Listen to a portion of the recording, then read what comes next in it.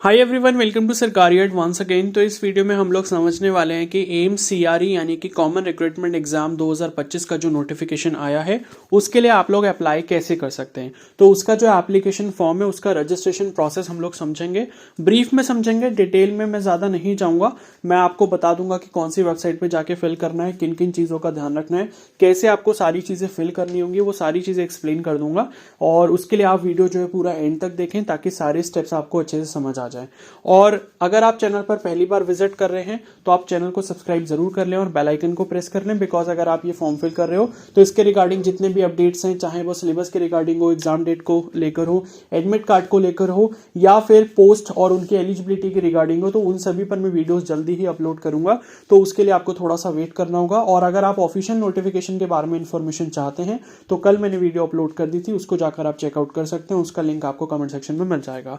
तो यहाँ पर जो है फॉर्म आपको कैसे फिल करना है वो आप समझ लो। सबसे पहले आपको अपने फोन में गूगल क्रोम ओपन करना है एंड उसमें एम सर्च करना है, या आप कोई अदर ब्राउजर यूज कर रहे हो तो कोई प्रॉब्लम नहीं है, फोन से ही आप फॉर्म अपना जो है फिल कर सकते हो यहाँ पे, ठीक है।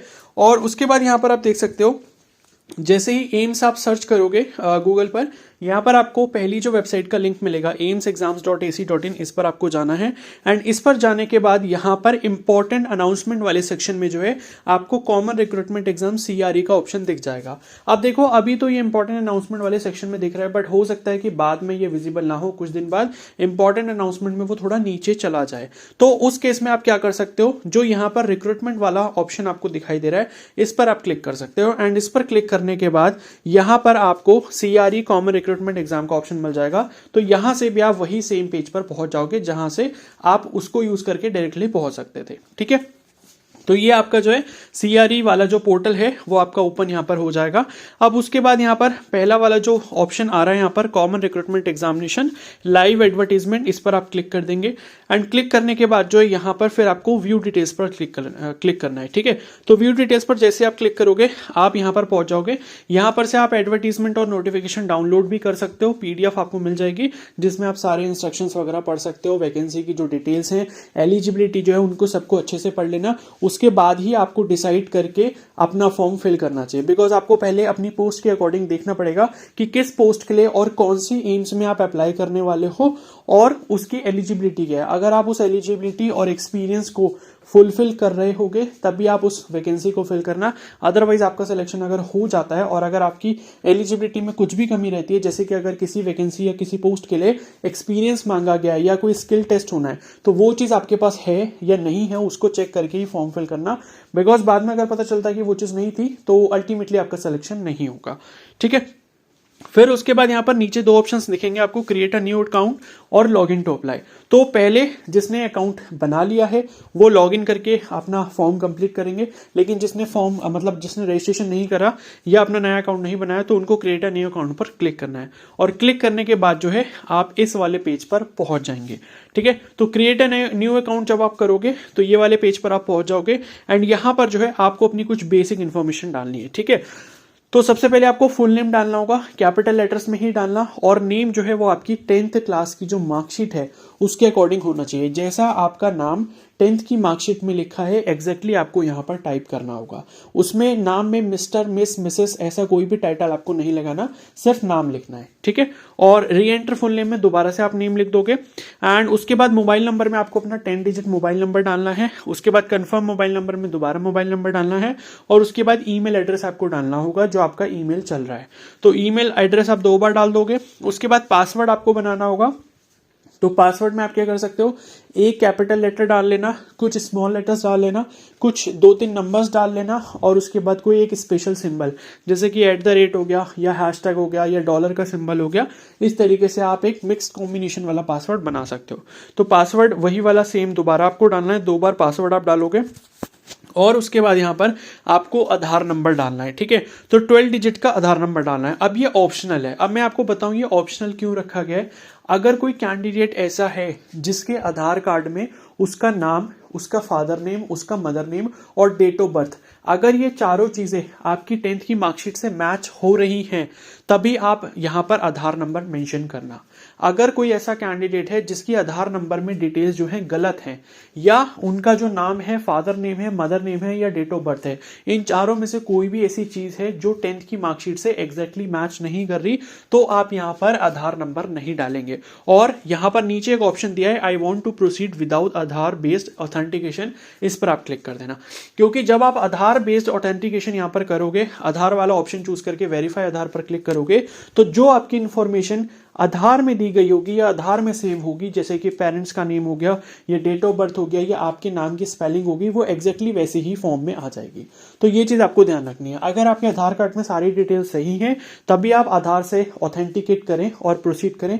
अगर सही नहीं है तो आप एक काम ये कर सकते हैं कि 31 जनवरी में लास्ट डेट है फॉर्म फिल करने की, 31 या पता नहीं 25 जनवरी जो भी है, तो फॉर्म फिल करने की लास्ट मतलब हाँ 31 ही है, तो 31 से पहले पहले अगर आपको लगता है कि आप अपना आधार में करेक्शन करवा के फिर आप फॉर्म करना चाहते हो तो वो भी अच्छा रहेगा।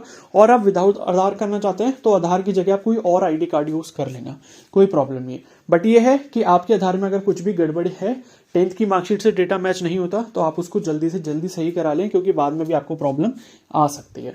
ठीक है, तो यहां पर ये सारी इन्फॉर्मेशन फिल करने के बाद आप क्रिएट अकाउंट पर क्लिक कर दोगे, एंड क्रिएट अकाउंट जैसे ही आप क्लिक करोगे तो आपका जो रजिस्ट्रेशन है वो यहां पर हो जाएगा। फिर ओटीपी वेरिफिकेशन वगैरह आपको करना होगा, मोबाइल पर ओटीपी आएगा, हो सकता है ईमेल पर भी ओटीपी आए, वो डाल के आपको क्या करना है, वेरीफाई कर लेना है। अब जब आप वेरीफाई कर लोगे तो वेरीफाई करने के बाद वापस से आपको इस वाले पेज पर आना है। ठीक है, ये वाले पेज पर वापस आओगे। अब यहाँ पर जो लॉगिन टू अप्लाई लिखा है, लॉगिन टू अप्लाई वाले पर क्लिक करना है, और उसके बाद यहाँ पर आप क्या करोगे, अपना ऊपर मोबाइल नंबर डालोगे, और कैंडिडेट आईडी ये आपको अपने मेल पर रिसीव हो जाएगी। जब आप अपना पहला वाला जो अभी हमने स्टेप करा है वो जब आप कंप्लीट कर लोगे तो आपको कैंडिडेट आईडी भी मिल जाएगी, तो उसको यूज करके भी लॉगिन कर सकते हो। अदरवाइज आप अपना सिंपल जिस मोबाइल नंबर से आपने रजिस्ट्रेशन किया वो मोबाइल नंबर आप यहाँ डाल लेना, और जो पासवर्ड आपने बनाया है वो आप यहाँ पर पासवर्ड डाल के लॉगिन पर क्लिक करके आप अपने लॉगिन पेज पर पहुंच जाओगे। ठीक है, अब लॉगिन पेज पर जब आप पहुंच जाओगे तो आपको क्या करना होगा, पहले तो आपको अपनी पर्सनल इन्फॉर्मेशन वगैरह डालनी होगी। पेरेंट्स का नेम वगैरह हो गया, जैसे कि फादर नेम हो गया, मदर नेम हो गया, ठीक है, डेट ऑफ बर्थ हो गया, आपका एड्रेस हो गया, ठीक है, प्रेजेंट एड्रेस, परमानेंट एड्रेस, दोनों टाइप के एड्रेसेस आपको यहाँ पर मेंशन करने होंगे अपने। उसके बाद फिर आती है आपकी क्वालिफिकेशन डिटेल्स वगैरह, वो आपको डालनी होगी, जैसे कि 10th क्लास के बारे में इन्फॉर्मेशन हो गई, आपने कब पास आउट किया, कौन से बोर्ड से किया, कितनी परसेंटेज थी। फिर 12th की आपकी जो 12th का वो है मतलब मार्क्स वगैरह हो गए, उसकी डिटेल्स हो गई, रोल नंबर वगैरह हो गया, बोर्ड हो गया, ठीक है, कौन सी ईयर में पास किया था, ये सब डालना होगा। फिर ग्रेजुएशन की जो डिटेल्स हैं वो आपको डालनी होगी, और फिर मतलब जो पोस्ट के लिए आप अप्लाई करना चाहते हो उसके अकॉर्डिंग आपको अपनी क्वालिफिकेशन डिटेल्स ऐड करनी होगी। बाकी अगर आप किसी ऑर्गेनाइजेशन में पहले से काम कर रहे हैं तो उसका एक्सपीरियंस सर्टिफिकेट वगैरह भी हो सकता है अपलोड करना, और मतलब उसके बारे में भी इन्फॉर्मेशन डालनी होगी, किस ऑर्गेनाइजेशन में और कब से काम कर रहे हैं, जो भी आपका एक्सपीरियंस है। तो एक्सपीरियंस डिटेल्स वगैरह वो सब आपको डालनी होगी क्वालिफिकेशन के बाद। और फिर आपको जो है यहां पर अपना एनओसी सर्टिफिकेट भी तैयार रखना होगा। अगर आप पहले से किसी ऑर्गेनाइजेशन में काम कर रहे हो और उसका जो प्रूफ है वो आप यहां पर शो करना चाहते हो, तो एनओसी सर्टिफिकेट आप पहले बना लेना, तभी आप फॉर्म अप्लाई करना। ठीक है, तो ये सारे डॉक्यूमेंट्स है। फिर आपको कैटेगरी वगैरह अपनी चूज करनी होगी। अगर आप ईडब्ल्यूएस या ओबीसी कैटेगरी से हैं तो आप ये ध्यान रखें कि आपका जो सर्टिफिकेट है वो सेंट्रल वाला फॉर्मेट पे बना होना चाहिए ओबीसी और ईडब्ल्यूएस कैंडिडेट के लिए। बाकी अगर एससी एसटी कैंडिडेट हैं, ठीक है, तो कोई प्रॉब्लम नहीं है, स्टेट वाला भी उनका सर्टिफिकेट चल जाएगा। बट हिंदी या इंग्लिश लैंग्वेज में ही आपका कोई भी सर्टिफिकेट होना चाहिए जिसको आप अपलोड करने वाले हो। ठीक है, बाकी फिर आपको फोटो हो गया, सिग्नेचर हो गया, थंब इंप्रेशन हो गया, ये सब आपको जो भी स्पेसिफिकेशन दी गई होंगी उसके अकॉर्डिंग आपको अपलोड करना होगा। तो ये सारी चीजें करनी है। फिर आता है आपका लास्ट में पेमेंट वाला ऑप्शन। तो पेमेंट के रिगार्डिंग मैं आपको कुछ इंपॉर्टेंट टिप्स बता देता हूँ। ठीक है, तो पेमेंट देखो, एक तो ये है कि आपको क्रेडिट या डेबिट कार्ड से ही करनी है। यूपीआई का इस्तेमाल बिल्कुल भी मत करना। अगर पेमेंट पेज पर यूपीआई का ऑप्शन मिलता है आपको तो पेमेंट आप उसको यूज करके ना करें, आप सिर्फ क्रेडिट या डेबिट कार्ड से ही करें। और उसमें भी मैं आपको बता देता हूं कि अगर आपको पेमेंट करना है तो 4 बैंक्स के मैं आपको एटीएम मतलब 4 बैंक्स के मैं आपको कार्ड्स के बारे में बता रहा हूं, जैसे कि आईसीआईसीआई बैंक हो गया, एचडीएफसी बैंक हो गया, एक्सिस बैंक हो गया और बैंक ऑफ बड़ौदा हो गया। अगर आप इन 4 बैंक्स में से किसी बैंक का कार्ड यूज करते हैं तो बहुत अच्छा रहेगा, बिकॉज इन बैंक्स का जो सक्सेस रेट है पेमेंट का वो बहुत ज्यादा है, अच्छा है, मतलब फेलियर कम होते हैं, बहुत कम होते हैं, तो आपकी पेमेंट जो वो यहाँ पर फेल नहीं होगी। ठीक है, तो इस इस तरीके से आप जो है पेमेंट का ध्यान रखना, इस तरीके से आप पेमेंट कर लेना और फिर उसके बाद आपको अपना जो है पेमेंट करने के बाद एग्जाम सिटी वगैरह जो भी है वो चूज़ करना होगा एंड चूज़ करने के बाद आपका जो फॉर्म है वो कंप्लीट हो जाएगा। आप उसको डाउनलोड करके अपने पास संभाल के रख सकते हैं। तो इतना आपको पूरा प्रोसेस करना होगा। बाकी यहाँ पर मैं आपको एक इन्फॉर्मेशन और दे देता हूँ, जैसे आप फॉर्म फिल कर रहे हैं, आपको कोई भी परेशानी आती है, आप फॉर्म मेरे से फिल करवाना चाहते हैं तो आप स्क्रीन पर दी गई टेलीग्राम आईडी पर मेरे से कांटेक्ट कर सकते हैं एंड जो चार्जेस हैं फॉर्म फिलअप के वो 150 रुपीज़ है।